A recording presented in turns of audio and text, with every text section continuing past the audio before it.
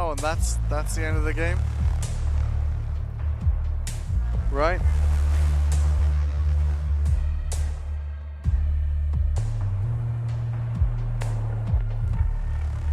There's a good interview on Steam about this Matthew Lariviere, the lead writer. Like the inspiration he drew from for this game, but honestly, some of the content in that game is hard to hear, like people speaking out loud, at least for me. The combat is, I don't know, not great. And you've only got like, you know, like you encounter, what was it, like 1 or 2 types of creatures in the first area? And then you encounter some new ones when you get to Vissa Hills. But then what? That's it. You've kind of met everything, and it's just different types of haze and different levels. I kind of feel like they could have had more creatures in this game. Yes, they could have. It's not a bad innings though for a game. How long did that take me? 42 hours. We did 27 out of 40 achievements. Some of them are like tiered, so it's like upgrade 1 of each weapon type to grade 5, so that's, you know, do all the good deeds. We failed 2 of the good deeds right at the beginning because they failed automatically when we completed Act 1. We didn't know that was a thing, so that kind of kills that one. Resolve all mysteries, 22 out of 43. Acquire all the relics, we got 15 out of 29. And I think, like, from a stability point of view, if the game was more stable, I would have been like more interested in like solving all the mysteries and closing all the time holes. But because you can pretty much play this for 2 hours before it gets incredibly laggy, and you know, you kind of just go from one thing you need to do to the next, really, because doing like more than 2 hours, the game's almost unplayable, and if you're streaming it, it's not really watchable either. So yeah, so well, I would say it was a reasonably good game, but I kind of, you know, a lot of people have complained about the combat, and I'd agree with those people. Essentially, you can, once you work out how the glyphs work, you can pretty much cheese most of the combat with ranged attacks. You don't really need to get into it, like melee wise. There's no real need to. Is there much replayability in it? Well, not really, because each act's going to go the same way each time. There's no kind of like changes there, and we picked a weapon we liked and we stuck to it because the combat's kind of a bit wonky. Like for me, faster weapons were better than the slow ones. The strange thing is that the greatsword was probably the next best weapon, even though it was the largest, because the way it swung actually kind of made sense. But with the others, it was a bit kind of jarring the way he moved. So yeah, you could do all the weapons, but once you found one that works for your playstyle, well, you're just gonna fuck the rest off, aren't you? You might use, you know, get the same types of that weapon with other, you know, emotions. Like I liked rage like that. We only had rage level 1, and that was, we managed to sweep the floor there with arguably the hardest bosses in the game. And that was only level 1. Like the level 2 and level 3 glyphs I never found for that one particular thing. So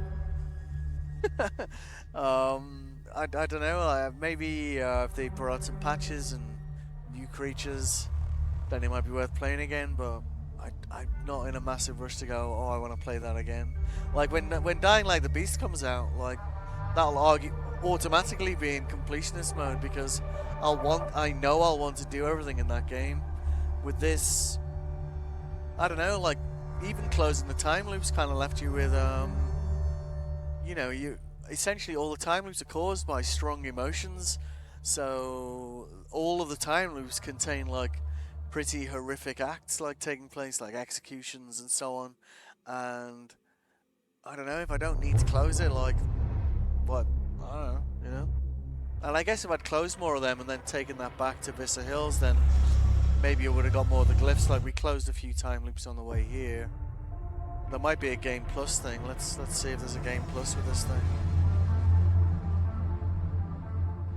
We've rolled the credits for the main guys, but you know, just shows you how many people it takes to make a game like this, and it is a lot. Like, so let's see. Does that unlock anything? There we go. A bit more video.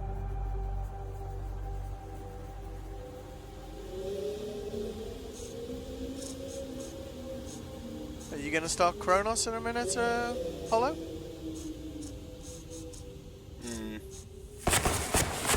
Tommy wants to play 100% folk song, but I wouldn't mind watching you play Kronos for an hour. Just saying. Get a preview, you know. Identification confirmed. Biocon located. Oh, okay. Thanks for playing a journey through Hadia leaves echoes across time. Okay. Reload your save to continue the game. Okay. So essentially, yeah. So you can go back to the game. So it's a bit like, I don't want to compare it to Cyberpunk because I love Cyberpunk, but it's going to put you back at a point in the game where you can do that. Let's see. So if we click play, oh, that's got that icon next to it. So 42 hours game time. That's not terrible, right? So if we click on that, where it's probably going to put us what, in the marshes, or no, it puts us right back here. All right. So yeah, so then you know, the thing with it though, right, is that you get some of the glyphs from closing the time holes, but you'd use the glyphs to complete the game. So it's like if you design the game so that you can't get some of these until after you've completed the game, then, well, why do I need them anymore? You know, it's a bit like in what's a good example here? Star Wars Outlaws. Like, if you don't do all the side content before progressing the main story, like, you're just a weaker character. Like, you don't have all your skills, you don't have all your, you know, all the gear that you can have. So it incentivizes you to go out and do all the side content out there in the game before, like, pushing through the main story. With this one, like, if you completed the story, there's not really any reason to do that, I guess. So so we could basically get rewards for these two.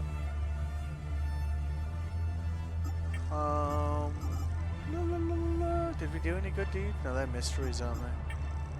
Good deeds, we didn't do any more of those.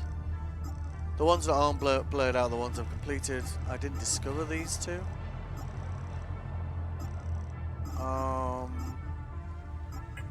So, but at this point, like, the only reason to go back and do these things would just be to, I don't know, unlock Steam achievements. Which, I don't know. I don't know if I'd bother doing that myself, so, yeah. Alright, so I think we covered it all, really. If you've tuned in to watch, I hope you enjoyed. I'll be back tomorrow starting a new day by day 14, which will be Kronos New Dawn.